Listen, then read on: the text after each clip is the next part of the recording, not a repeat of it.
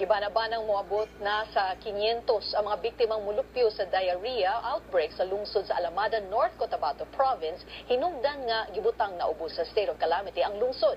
Si Ben Teshorna adunay detalye. Ben.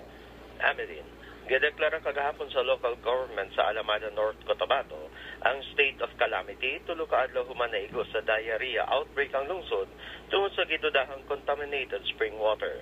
Ang deklarasyon sa state of calamity gitumong aron mapadali ang pagpagawa og pondo nga magamit pagatiman sa gibanabanang 500 ka biktima sa diarrhea gikan sa 5 ka barangay sa lungsod. Nagpadala na sa bugtabang ang provincial government sa North Cotabato samtang gimanduan ni Governor Emilio Talino Mendoza ang Integrated Provincial Health Office pagatiman sa mga biktima. Gibutyag ni Governor Mendoza nga negatibo ang water analysis gikan sa bakterya ug makadaot nga chemicals. Unang gidudahan ang chemical contamination gikan sa mga umahan ngadto sa water source sa lungsod. Nasuda sa test nga ang chemical sa tinubdan sa tubig anaa pa sa allowable level.